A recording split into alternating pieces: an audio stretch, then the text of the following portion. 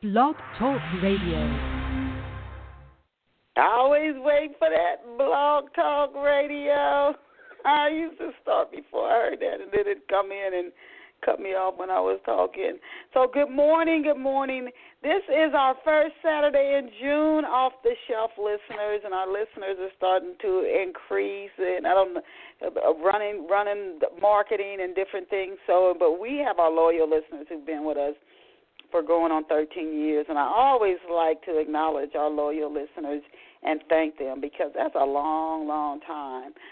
So welcome to everybody, whether this is your first time listening to Off the Shelf, and I hope you bookmark it, if it is, so you can keep up with the wonderful guests that we will continue to bring to you, such as today's guest who's waiting in the wings.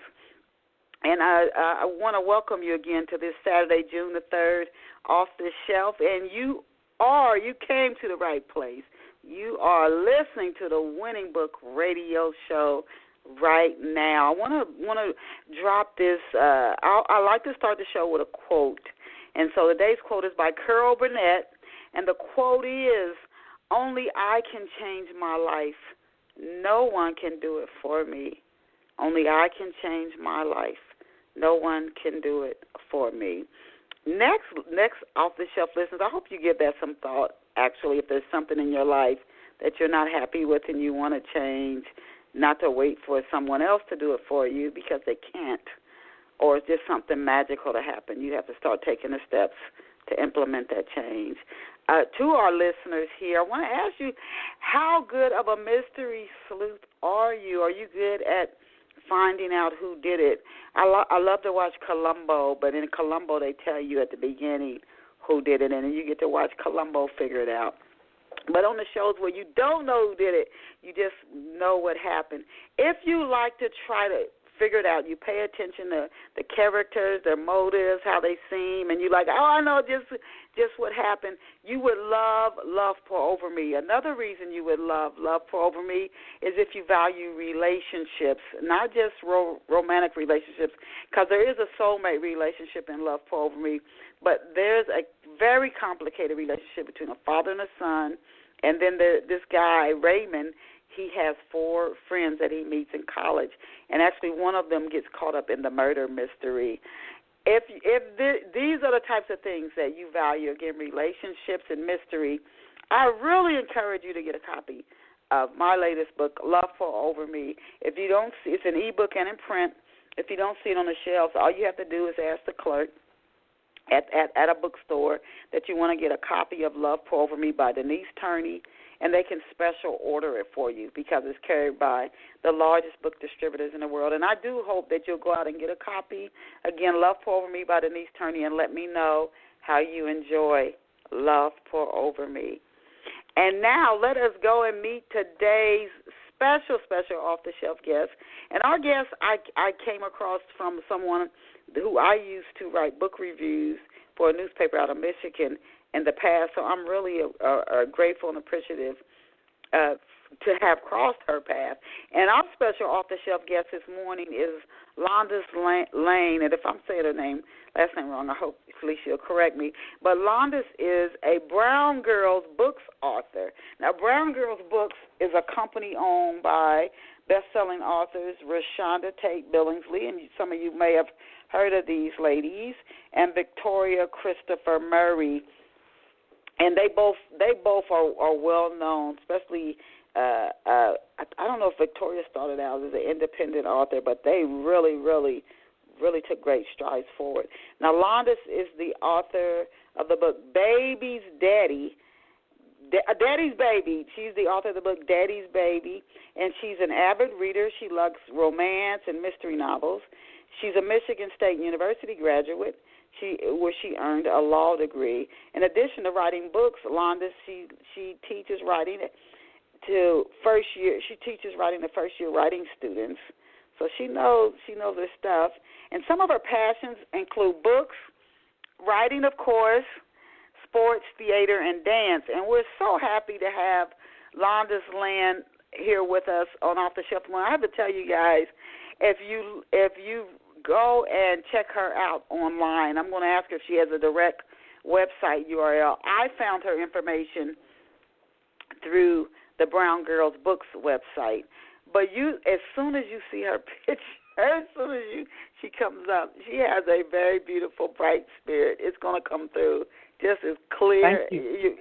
It'll come through right away. So we want to ask her once she comes on for her if she has a direct website URL so we can share it here on Off the Shelf. But welcome to Off the Shelf, Landis. Thank you. I feel like I'm so pleased by that introduction. I'm just so honored. I was like, who is she talking about? Wow. I'm impressed with myself. There you go. Do you have a website that goes a URL that goes directly into your books, your bio, etc.?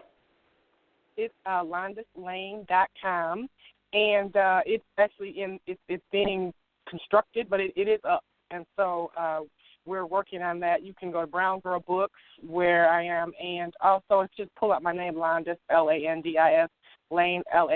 I will come up, and you will be able to get to me directly. Yep, and Amazon.com, BarnesandNobles.com, Kubo, all over. It's building up.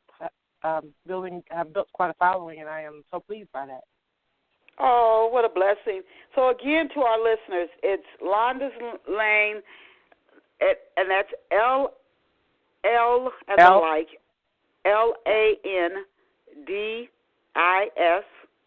LandisLain.com. And for our listeners, we get a lot of listeners in our archives. LandisLain.com. So it's the first and last name.com. Landis Lain. Yeah. LandisLain.com. For those listening now, you can pop over to her website now and learn more about her, see her and her book, the cover of her book, even as you listen to her expand and share more about herself and her writings and Daddy's Baby right here today on Off the Shelf. It is such a pleasure to have you here with us this morning, Landis. Before we go, these are the first intro questions I'm going to ask you, the first few I ask every guest. Rather than just launching right into the show, I like to give our listeners a little backstory on our guests so they get to know the author a little bit before we start talking about their books and their writing. So before we go into today's questions, can you tell Off the Shelf listeners where you grew up and what life was like for you growing up? Well, I hail from Detroit, Michigan. Go Detroit. And I grew up in a wonderful home with wonderful parents, wonderful grandparents. My life mostly was, I started out, my most vivid childhood memory is, of course, the 67 riots with the military vehicles rolling down Gratiot Avenue. Wow. Sleep on the floor to avoid sniper fire. So my family was wonderful, but Detroit was very turbulent when I was growing up. My second memory, I think, is of going to the Shrine of the Black Madonna, which was the first black bookstore I had ever been into, and it opened so many doors because, when you go into a regular store, you don't see black faces on dolls, you don't see black faces on books. Every week, and we were allowed to purchase a book. So that was a huge thing for us. We'd go to the Easter market, at the open-air market to shop, and then the next thing we'd do is go to the Shrine of the Black Madonna to get our books for the week. And we had to read it and do a report. So that was a lot of what my childhood was like. Oh, okay. So Reading. Reading was huge. My grandmother made me read the Funnies to her every Sunday after church. So, yes, reading was huge. I can see that right now. Detroit is coming back. A lot of people are starting to invest in Detroit, and I'm told it is coming back, and that is so good to hear. Although I've never been to Detroit, but it's so good to hear. I'm hearing very good things about the city. But somebody encouraged you from day one to really literacy, reading. So that was like from your foundation. But what did you dream of becoming? So you went to the library, etc. But what did you dream of becoming when you were a kid? When you were a kid, what did you say? This is what I want to be when I grow up. I dreamed of becoming a writer, and I wanted to be a famous writer. And my mom told me that writers starve, so I should get a real job and still write, and that's what I did. So I got a real job. I became a lawyer, which was really awesome for my talents. And I wanted to, please my family and make sure that I did something. My grandmother would always say, be a credit to your family and to your race and to the human race. And so I became a lawyer, and which helped me with my talents. It helped me develop my writing talent. It helped me develop a thick skin. And then I decided, well, let me just try out my creative writing. And I did. Through college I wrote, through law school I wrote, through my, having children, everything I wrote. And now I like to share it with people. Wow, that you always knew you wanted to be a writer. You are one of the few guests we've had on who actually said that. A lot of people stumbled into writing. So when you knew you wanted to be a writer, that was from maybe 6, 7 years old, and then your family told you. When you look back, I want to ask you this: how we step into our destiny, what it is we're meant to do here. When you look back, and your mom said, writers, that's not you got bills to pay, honey. Yes. The book thing might not be the route. Will you look back on that, and do you think that was the right thing to do? And I'll tell you later why I'm asking that. But do you think that was the right choice? I do think it was, because the law is fabulous, and I learned so much, and I was able to help so many people in my career as a writer. And I still am a lawyer. I'm an administrative law judge, so I still do practice. And if people need me, I'm available to assist people. So I think that the more you develop your skill set, the more the more life experiences you have, the more stories you have to tell. So yes, for me, it was the right decision, and I didn't take it so much as discouragement, but rather as reality, because there's a lot of writers out there, and it is hard to get out there and make a living at just writing. It's a lot of times it's serendipitous. It's who you know. It's where you go, how much time you have to put into it. And I think as a writer, you don't necessarily have to be published to be a writer. You just write. So for you, it wasn't, and then as a child too, because when we're kids, we don't have to pay bills. It wasn't so much about selling. It was just do the process of writing. And then as you get older, the reason I ask that before we go further into your books and your writing is what I have found is it can be difficult at times to have a split decision, or almost like you're trying to go in two directions at one time. And I'm speaking from personal experience. So you've got this job going, and that's going to chew up a lot of your time and your focus. There's just no way it has to. And then there's that split where you're going after what you really, really want to do. Now, some people pull up all the stakes. I'm thinking of Billy Joel. I read his autobiography. I think for a while he slept in a laundromat before his music career took off. I mean, you're taking a risk because you don't have anything that says this is going to work. So you could end up with nothing, or it could pop off like it did for him. But he was at least able to focus all his energy on his music. And when you do something else, I just find, for me, it's you've got this split attention. It's always divided. You can't, put it off. So that's the only thing. For our listeners who may be young, or they still have, you got a spouse who's got paying the bills, maybe you have to pull back for a while a little bit. I know people who have done that. Or you're still living at home, I would go for what my heart's saying, full tilt boogie. I really would. And I mean, put it all in, like you putting in maybe 12 to 14 hours a day.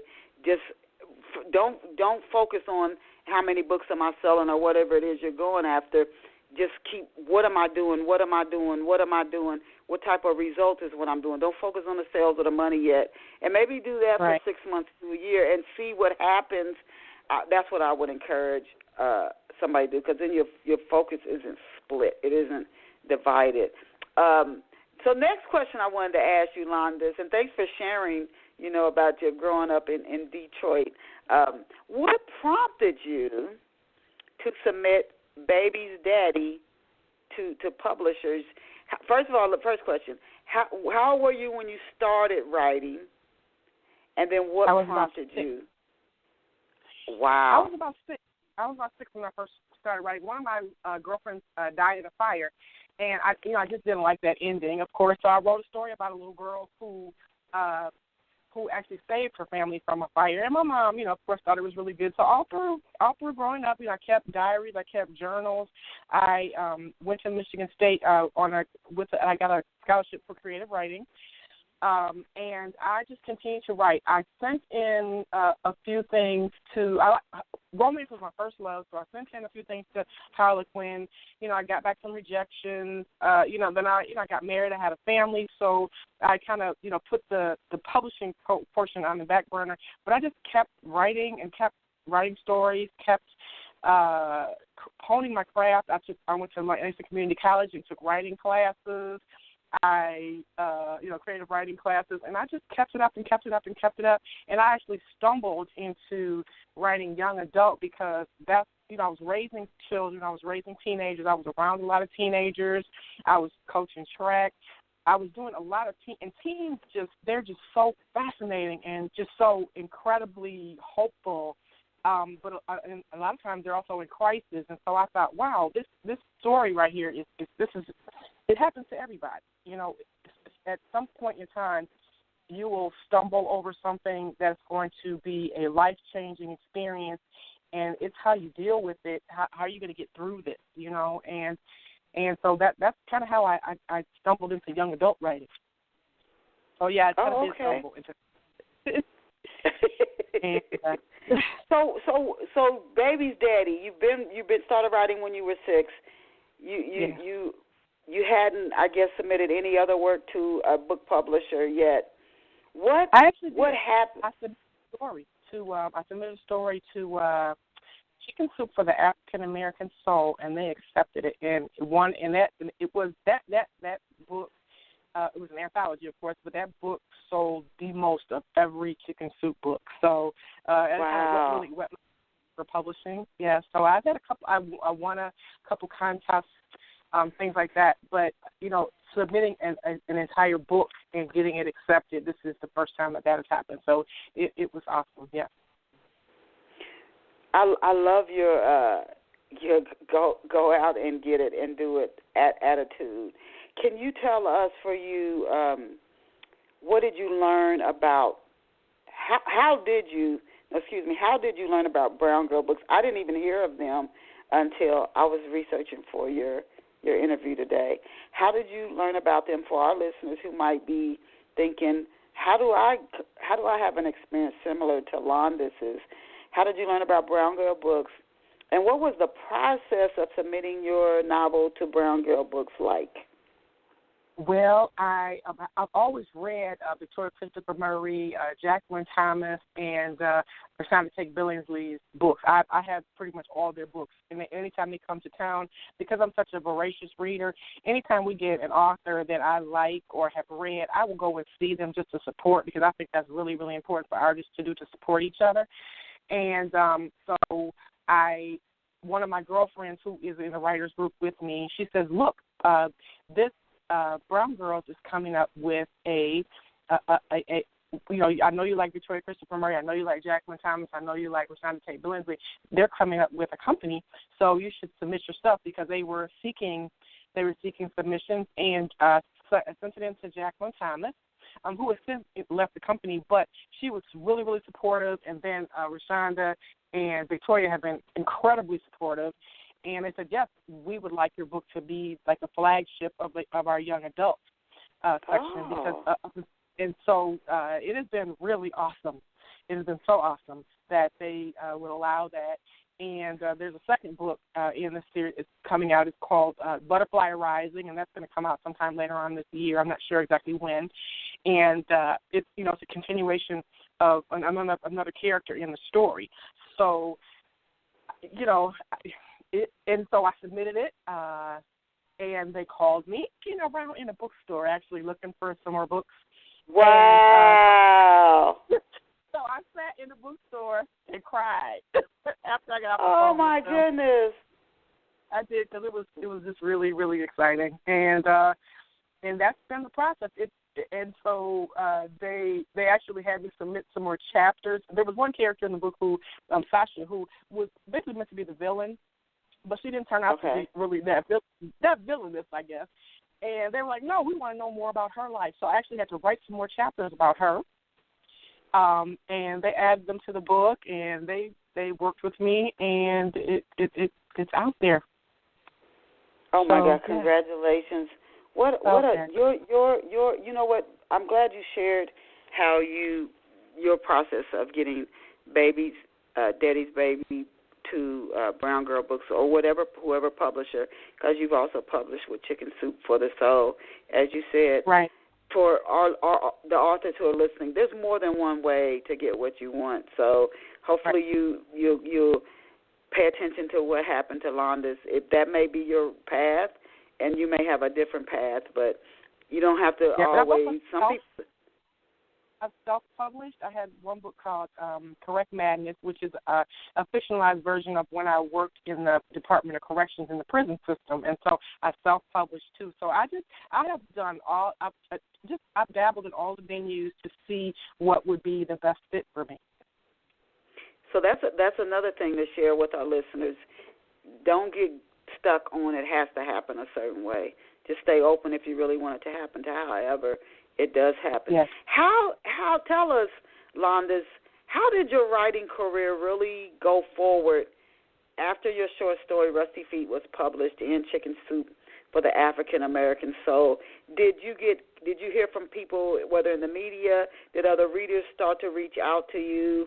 Did you hear from editors or publishers after that story was published in Chicken Soup for the African American Soul?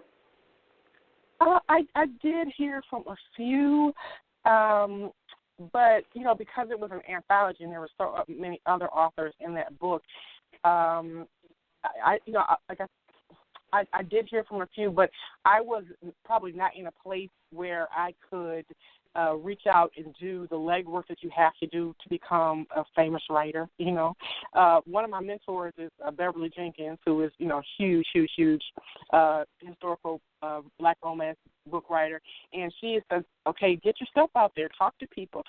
But of course, I think I'm a little bit reserved with people, and I just wanted to write, and so I didn't do that for a long time. So now I'm learning to get in touch with people and ask them to read my stuff and tell them I will read their stuff, and really getting out there, because you have to talk to people. People have to know who you are. There are millions of writers out there. There's millions of stories that are being told, so you have to be able to articulate for yourself and tell people, look, this is my story, and it's really important that I tell this story and why it's really important that this story be told.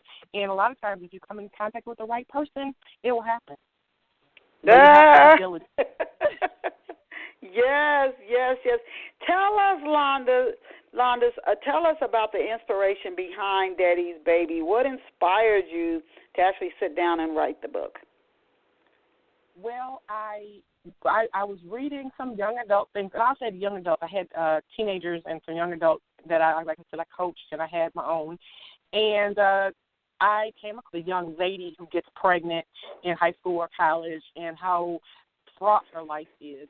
And I have a young man in my classes who said, Miss Lain, when I found out my girlfriend was pregnant, I sat down, I cried like a baby, and then I had to man up.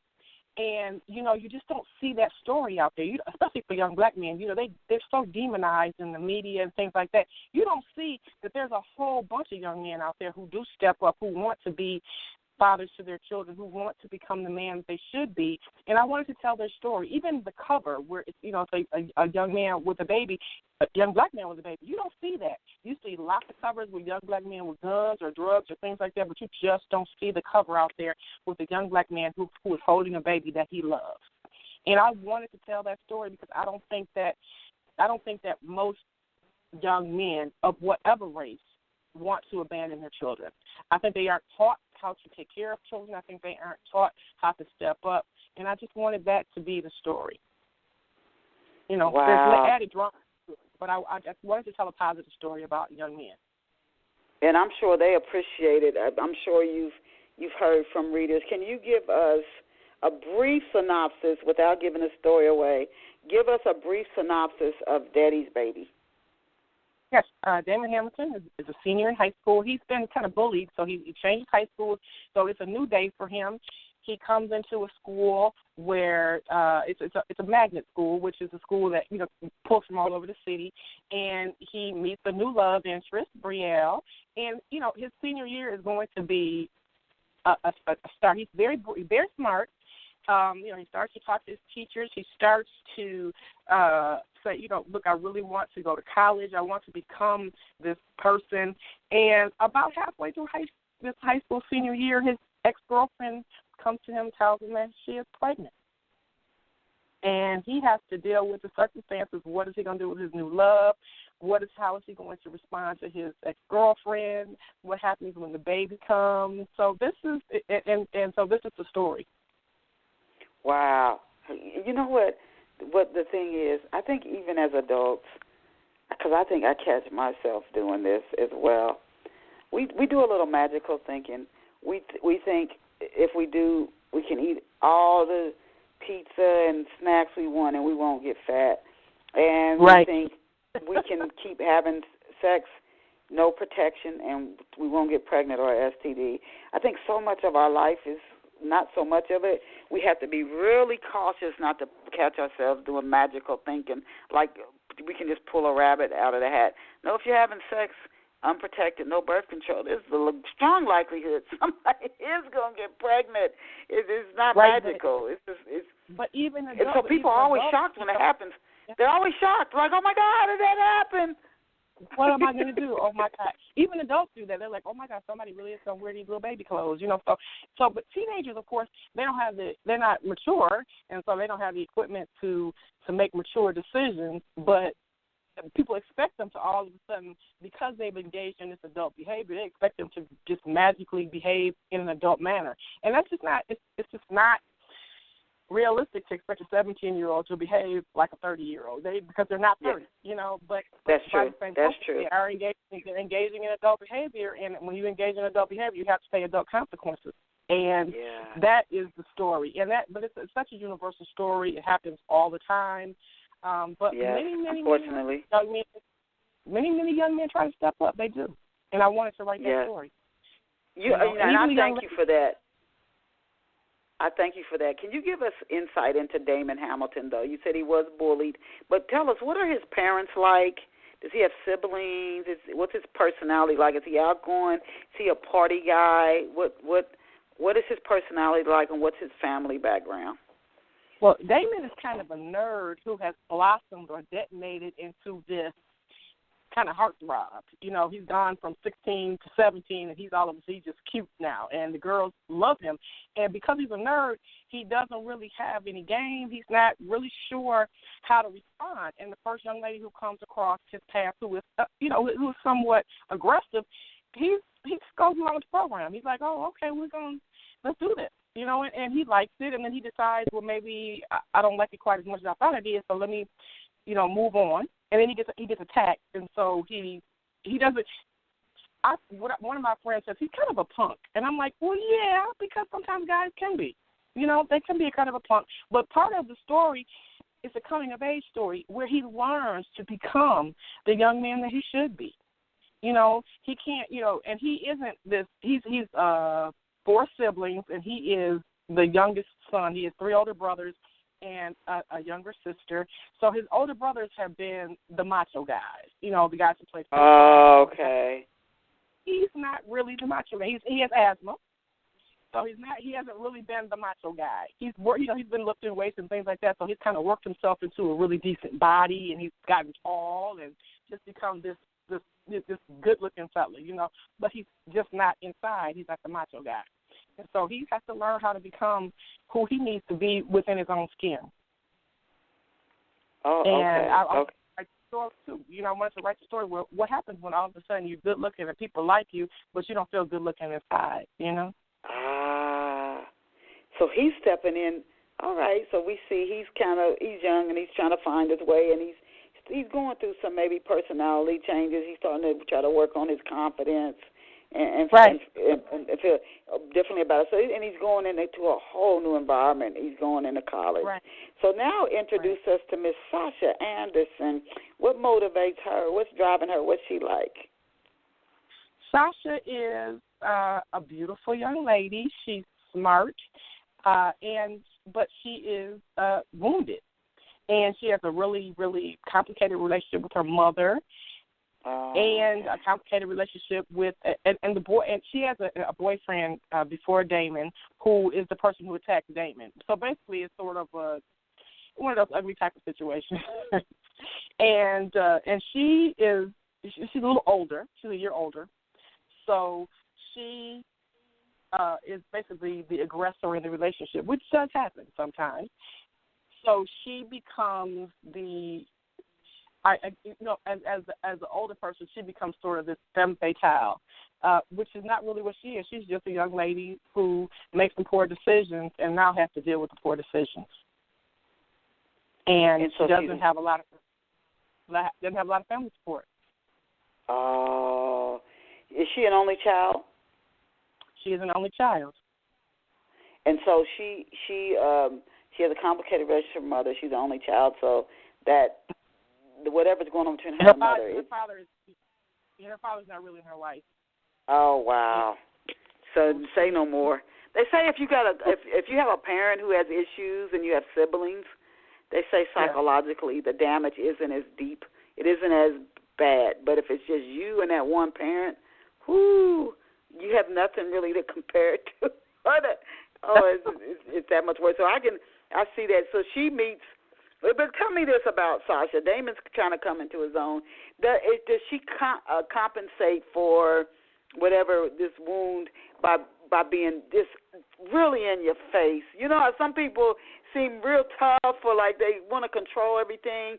That's how they compensate for what's really going on. Is she like that or is she quiet? For her, because she is very beautiful, and a lot of young ladies deal with this issue when people think that they are beautiful, that's all the people think that there is to them, and so that's what she uses to get through her life because it works for her. But at some point, you can't just stand on beauty. You have to. I mean, she's a smart girl, but she just doesn't. She's sort of seeking. I'm desperately seeking love. Even though she doesn't feel like she is desperately seeking love, but she's seeking love, and part of her seeking. Damon is a nice young man. He's not a dog. He's not. So she kind of seeks him because she has been in a relationship with somebody who has not treated her well, and so Damon has basically treated her well. But then when he stops seeing her, then it becomes. Okay, why? I can see. So Damon, he leaves Lansing, Michigan, and he can't get out of Lansing quick enough. Is Sasha also from Lansing, and where did they go to college? The story actually takes place in Lansing, and so then they're actually in high school. They're in the last year. She has graduated, but he is in high school. So she has been planning to go to school, things like that, but she doesn't quite make it to college because she finds out she's pregnant. She's supposed to start. Oh. But he doesn't know that she's pregnant because they haven't talked to each other. They've just kind of dismissed her from his life. Go away. I don't like you anymore. Oh my gosh. And she feels like you used me. And he's like, no, you came onto me and I was okay with it and now it's over. And so so the story starts after they have broken up. You don't really see a lot of their prior relationship. All you see is when she comes back into his life, you tell him that she is pregnant. Wow, and I know his parents flipped and her mother. I can only imagine what happens with her mother when her mother finds out. So Sasha's attracted to Damon because he's this nice guy. She's just come out of a relationship with a guy who didn't treat her right, and in Damon she sees somewhat of a savior. Somebody who can finally love her, maybe the way her mother hasn't, and then her father walked off. What attracted Damon to Sasha? Was it her confidence or just all her looks? Why did they hook up?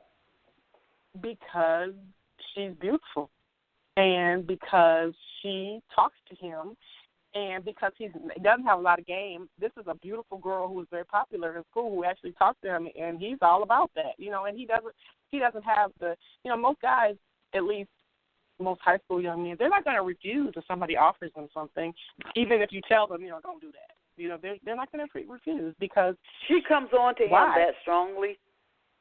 Yes. She comes on to him that strongly. She is, well, you don't see that because that's not where the story starts. The story starts with him in the new school and having a new life. It feels bad that, I'm taking advantage. Basically, he comes to the conclusion that if I don't like this girl like she likes me, then I'm taking advantage of her, so I'm going to leave her alone. He's not a dog. He has some discernment, and so he decides to leave her alone, and he does. But then she comes back into his life later to tell him that, look, we have some unfinished business. Okay. Now, without giving the story away, Landis, please tell us, why is a gang after Damon? Now, you already told us that Sasha's former boyfriend, he threatens Damon. It's a gang. Oh. Mhm. Okay. And we do in Lansing, Michigan, surprisingly have a few gangs. Yes. Because Lansing is small, so we do. Yeah. Yeah, unfortunately, there aren't too many cities. Mm-hmm. There aren't too many cities anymore that don't have a gang. So when you say a gang, I'm thinking like Crips, Bloods. Is this a serious gang that could do a lot of harm, or is this some little petty gang that he can just shrug off? It's not on the level of the Crips and the Bloods and like Los Angeles or Detroit or New York or Chicago or something like that. But this young men, and especially gang members, who don't have a lot of parental support or who don't have a lot of parental watching over, there's a lot of drugs that run through every city. There's a lot of alcohol in the teen communities. There's a lot of crisis going on, and sometimes they manage the crisis by getting together in a gang because there's strength in numbers, and that's what they do. So it would be a sort of a petty gang, I guess, compared to the murdering, drug dealing. They do these things, of course, but I think a part of what it is here is that they're in this gang for strength. There's strength in numbers, and they are, it's not the. I didn't write about what do I want to call this? I didn't write these are middle class youth, basically.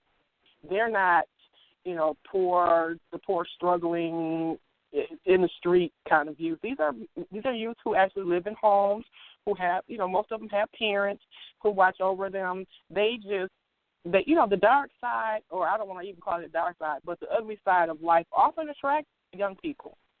It's a rebellion thing.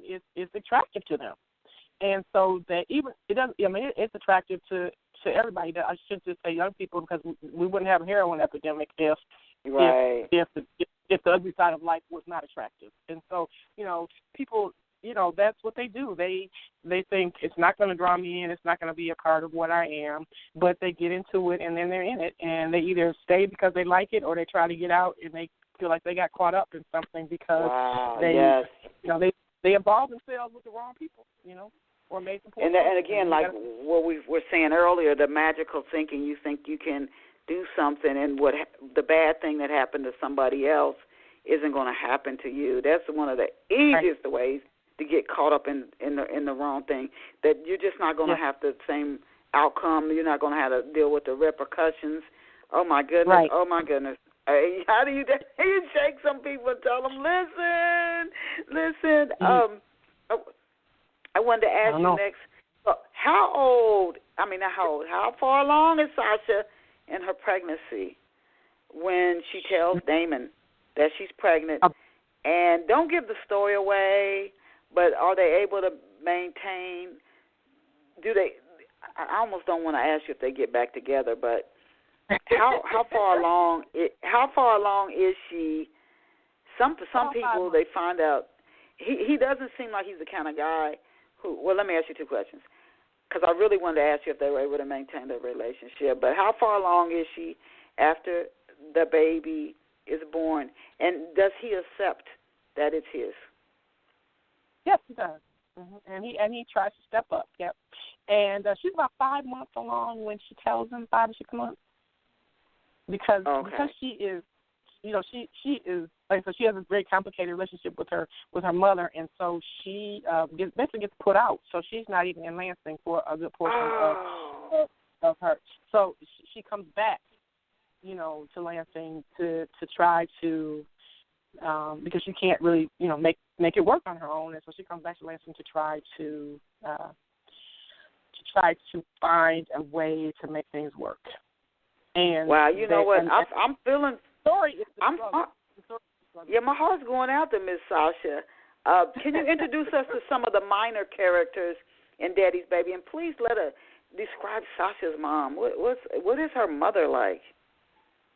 Her mother is a very well educated, very Christian lady who is, very like me.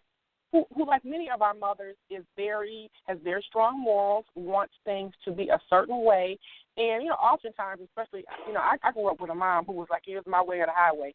So this is the kind of mother that she is. She's, very intense about doing things the way you are supposed to do them. And so and Sasha has basically gone along with the program for the most part until this. And now all of a sudden she's like, I'm going to keep this baby. And that just causes ruckus because the mother is like, at that point, I think even really, what I want to call it, really Christian, really moralistic parents, they don't want that for their 18-year-old. And so that in and of itself is a struggle. What decision do you make? So I try to write it as realistically as possible. Yeah, and her mother puts her out, and she's a Christian, and she knows her daughter doesn't have any place to go. Well, my gosh. They basically have a fight, and she just says, get out. But she doesn't say be gone forever. But, young people are really dramatic. They are given to dramatics. And she leaves. And she leaves. And so, but the thing is that, if the mother is supportive and says, babe, we'll work it out and things like that, if that's how it happens, then the story doesn't have drama. There's no really dramatic arc there. And it happens all the time. Even with people, you know what, Christians, like everybody else, are God's people, and God's people are complicated. That is so true. How long is Sasha on her own before she comes back? About.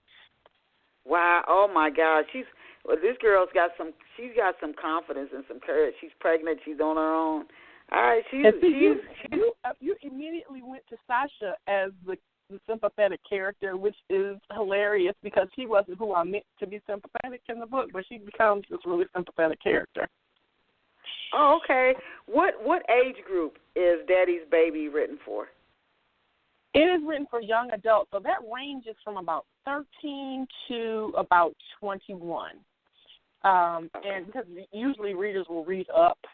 The students are 16, 17 years old, 18 years old, and so and they're going, planning to go to college, things like that. So I would say, high school age would probably be the best, 9th grade to about senior year, just because that's the age of the students here, and these are the things they're going through. For younger readers, I tried to make it as realistic as possible, but there's no heavy sexual content, things like that, because know that they've had sex because there's a baby, but I didn't think that was that important, because you don't have to see the scene to understand that this has consequences. And I think that young people are so sexualized through the media anyway, that they don't. They know the mechanics. They know what's happening. Right. You don't have to spell it out for them. They really do know what's going on, and they oftentimes information, but they have a lot of information. It is available to them at their fingertips. So I didn't think I had to, necessarily make that a point. Just that, this has happened, and now it's you got to deal with what's happened. Okay, so more like a high school, early college age group. Yeah. So at the beginning, you talked about why you decided to write books for young adults. I know there are young adult books out here. Do you plan to continue to write for young adults And yes. why this specific age group? Is because, like you said, you worked with them, because you had children, yes. because you think there's a gap in the literature that's available currently to this market? I do, and I think that a lot of the things that are marketed to young people, there's a lot of dystopia out there. The end of the world, Armageddon. I mean, and young people are often in crisis.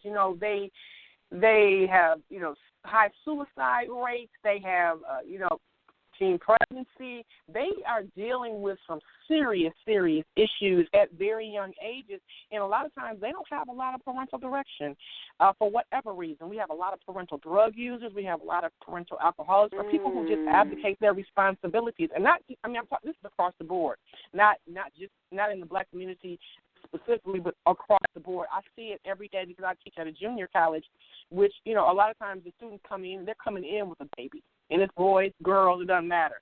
And their stories are just poignant. When I hear some of the stories that they've been in contact with drugs, they've been in rehabilitation, they have been in prison.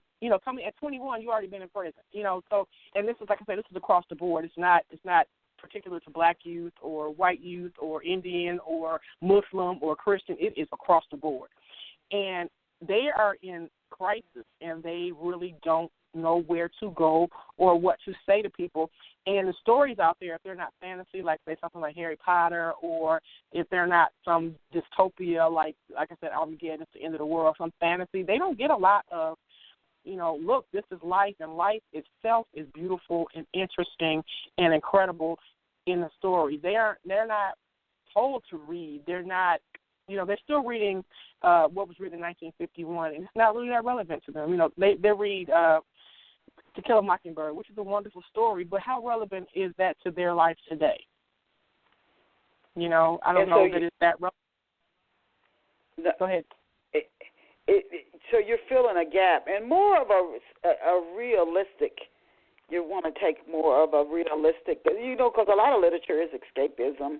I know Harry Potter, not only escapism, but one thing that I heard that a lot of young people like it is young people have power in Harry Potter, not the adults with all the power telling the kids. Yeah. The kids, though, they're the ones with the power, and ultimately they help save themselves and others, rather than it always being kids looking up to adults, which is where a lot of problems come from, because as parents, we haven't worked through all of our issues as adults, and then we hand them down, a lot of them, to our kids. But these kids in Harry Potter, they got the goods.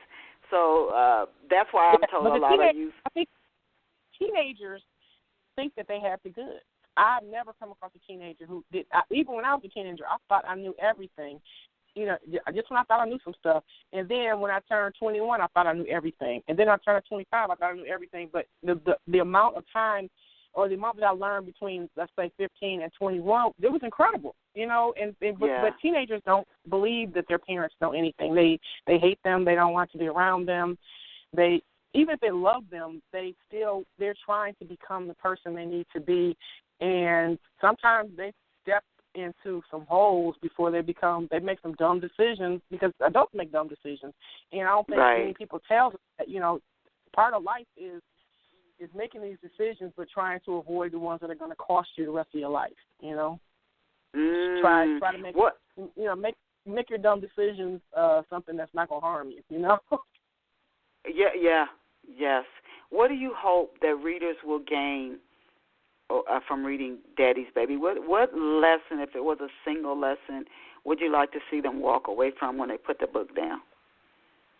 I want them to see that, like I said, young people have a lot of dystopia in their life. They don't see a lot of utopia, but I wanted them to see that real life can be a positive experience. A baby is always a blessing. The circumstances may not be a blessing, but you have to work through them. You have to have hope. I want them to have hope when they finish reading this book. I want them to say, okay, yeah, all this went down, but I still have hope. Still going to go to college. She's still going to go to college. The baby is going to be taken care of. Life is going to be okay, because they're going to work to the point where it's going to be okay. Oh, that is a great message. What a wonderful message in Daddy's Baby. And then also the fact that you show a young man, a young black man, actually taking care of his child instead of this same message we keep hearing over and over and over. And so many of us know young men who have stepped up. So we know that that's not, we know too many who do step up. So I thank you and appreciate that you've shared that. Now, Landis, what is your writing process? How do you develop a story? You said you started writing when you were about 6 years old. Do you see stories playing out like movies in your head? Do you go use outlines, character sketches? How do you get the story from concept to the page? I oftentimes see my stories in my head. I'll see a scene in my head. They come to me in scenes. And sometimes the whole story will come to me, and I'll just sit down and I will write it. And I will be writing I'll get up in the middle of the night and write. I have scribbles on like 55 little notebooks that some thought will come to me, and I'll just write it down, and then I will expand it. Sometimes it will just be something really, I'll see a flower, and it'll be an odd color, and I'll be like, wow, that's a really pretty color. How can I incorporate that in the story? Or how can I use my surroundings? Or sometimes I'll see a person. I'm a huge people watcher, and I'll see a person do something, and I'll think to myself, there's a story behind why they did that. They threw that paper on the ground. Why did they throw that paper on the ground? What was going through their minds? They felt that they couldn't just take the paper to the garbage can and put it in the garbage can. So everything for me is, you know what I mean? Everything is there's, and in fact, I have had to ask, oh my God, you said so-and-so and so-and-so to me, and can I use that in my story? And they're like, Mom, really? And I'm like, yeah, I won't make it about you, but I guess that was just fine what you said, And sometimes they'll say something really profound, and I'll just take it and steal it, and I'll be like, okay, I'm stealing what you just said, because that was awesome. So okay. I think what you call a pantser. I write. I just start writing and write. And sometimes I'll be like, this is a really great story. And then I go to my writers group and they'll be like, no, Oh, okay. Oh, so you're part of a writers group. Okay, so you vet your ideas and your stories with the group. Yes, I do. So that's one way. So that's important for writers to do, is to have a community of people who love them enough to tell them, okay, this is not working, or this is working, because you have to do that with your readers. If your readers, I've had, readers contact like on Twitter and say, I loved your story, but why did you do this? And I answer them back. I say, well, hon, this is the story, and this is how this character behaves, and I know you don't like the fact that this character behaves like this, but people are complicated, and they do complicated stuff. As a writer, it's interesting when you said that. I think when you hear from readers, some readers, I have been shocked at how much some readers will hate a character, and they will say to me, "You didn't punish her enough." And I tell you, as a writer, it shocked me, because I thought, this is how this person feels about life and the world. Yes. Like they didn't suffer enough. And I'm like, whoa! We do want things to turn out a certain way, and you hear it as an author when you get feedback from readers. And some people really think some people deserve to really, really suffer. And I'm like, oh God, I don't see it that way. But I've had people say things to me about some characters that blew me away. Are you working on any new books, Landis? And if so, can you give us a glimpse into what you're working on? And will there be a sequel? Before you answer that, will there be a sequel to Daddy's Baby? Yes. The second book that's going to be coming out with Brown Girl Books is called Butterfly Arising, and it is actually Sasha's story. So it is a sequel, but it's a standalone also. And then there's a third one, which is called Redemption Games, and it's a third book, which is about another character in the stories. So yeah, it's her story and why she does the things that she does, because she is sort of the antagonist in the first book, and people are like, why does she do these things? Why is she, why is she behaving in the way that she behaves? And so I just try to get inside her head and make her become she's grown some, and she has this baby, and now she's taking care of this baby, and how she gets through her life. Because, again, a lot of young women have to live that life. And so, but I wanted to show that, yes, there is something beyond there is something beyond happily ever after. You have to continue to live life beyond happily ever after. Even when life takes a turn that you didn't expect it to take. Do you present her mother as this a loving, honorable, Christian, faithful woman? Is her mother? Is she in the book that much, or is she does, just a little? Yeah. She comes back home. She does come back home, and her mother. In fact, people said I couldn't stand her mother, and I'm like, there had to be a reason for her to have problems. And part of the reason that she has these problems is that she has this mother who has a very strict view of life. And many of us as parents, we forget that we were teenagers at some point, and that we did some dumb stuff. And so I think parents, we often get to the point where we're like, I cannot believe that stupid child. Why would that? And I'm not going to allow that to happen, because you have to, from the mother's perspective, this young lady has kind of destroyed all of the dreams that the mother had for her in that moment. Oh, okay. And so she reacts with anger, which is a legitimate feeling. And oftentimes parents are not any more mature than their children in their reactions to things that catch them off guard, because she doesn't see it coming. Because this girl, like I said, she's smart. She's graduating from high school. She's on her way to college. This girl, she's beautiful. She has her whole life ahead of her, and now this. Wow, you have put a different perspective on that, and maybe some parent who's dealing with that, you might have given them some insight. Where can off-the-shelf listeners get a copy of Daddy's Baby? They can get from Amazon.com or BarnesandNobles.com, from Brown Girl Books, from Kubo. And I will say, if you hit me up on Twitter and you get a copy of the book and you want me to sign it, you send it to me. I will sign it and send it back. Okay. Yes. Is it in print, an ebook, audiobook? What format? It's on Kindle. It's also in print. Yep, so you can get it on Kindle. So it's ebook and it's also in print, yes.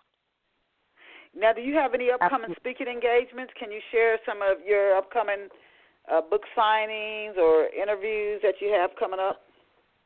Well, in July, I am supposed to be in Chicago at Tate of Chicago, which is an outdoor festival. It's I think it's July. Oh God, you would ask me that question. Of course, they don't have it. No, July. So I will check with that, and I will post that.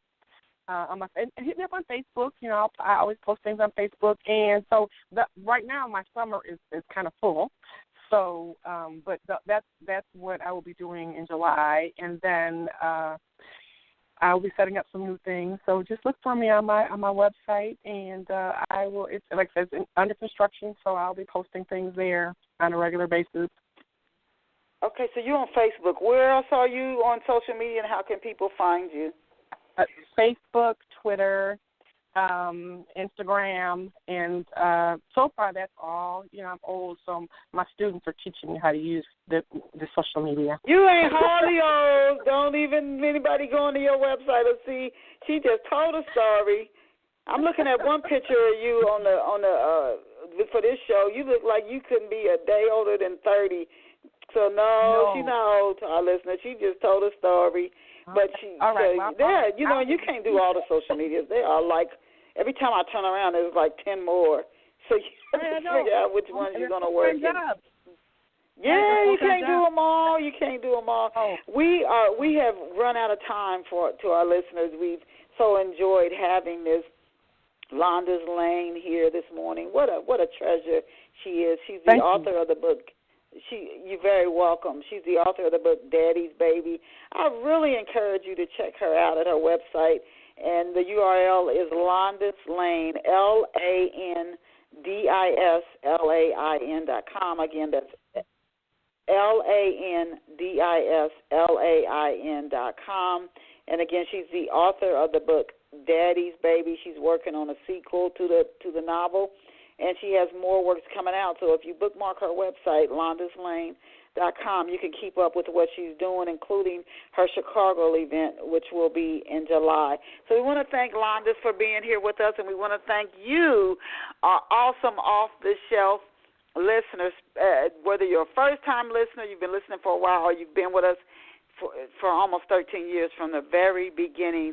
So thank you, and I encourage you to go out and have a fabulous day. Remember, you're awesome. You are incredible. You're absolutely amazing, and I hope one day you really grab that and believe it fully. Landis, I'll shoot you an email.